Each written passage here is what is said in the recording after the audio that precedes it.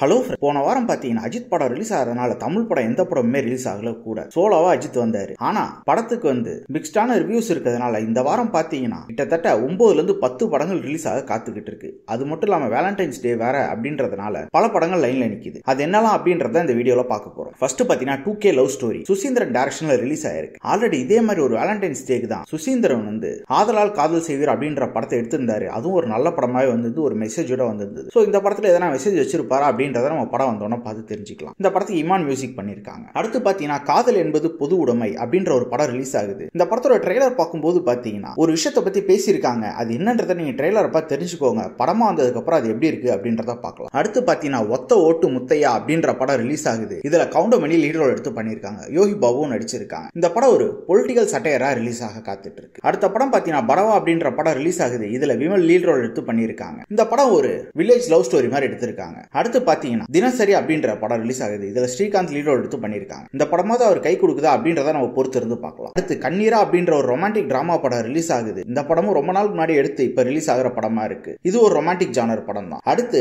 9 AM to 9 PM Valentine's டே அப்படின்ற ஒரு படம் ரிலீஸ் ஆகுது. இது ஒரு காலேஜில் நடக்கிற லவ் ஸ்டோரியை பத்தி எடுத்திருக்காங்க. சோ இந்த படமும் எப்படி இருக்கு அப்படின்றத படம் வந்த அப்புறம் பார்க்கலாம். இன்னொரு படம் பேரே பயங்கரமா இருக்கு, அது வாங்கினால் இது இலவசம் அப்படின்ற படம் ரிலீஸ் ஆகுது. இந்த படத்துல விஜய் டிவி ராமர் நடிச்சிருக்காங்க. சோ இந்த படமும் எப்படி இருக்கு அப்படின்றத படம் வந்ததும் நம்ம பார்க்கலாம். கடைசியா பாத்தீங்கன்னா பேபி அண்ட் பேபி அப்படின்ற படம் ரிலீஸ் ஆகுது. இதுல கொஞ்சம் ஸ்டார் காஸ்டிங் நல்லாவே இருக்கு. ஜெய், சத்யராஜ், யோகி பாபுன்ட்டு பல பேர் நடிச்சிருக்காங்க. சோ இந்த படமும் ஒரு காமெடி ஜானர்ல ஒரு நல்ல படமா இருக்கும்னு நம்பலாம். இந்த வாரம் இவ்வளவு படம் வந்திருக்கு. நீங்க எந்த படம் தியேட்டர்ல பார்க்க போறீங்க அப்படின்றத கமெண்ட் செக்ஷன்ல சொல்லுங்க. அடுத்த அப்டேட்டும் சொல்றேன். தேங்க்யூ.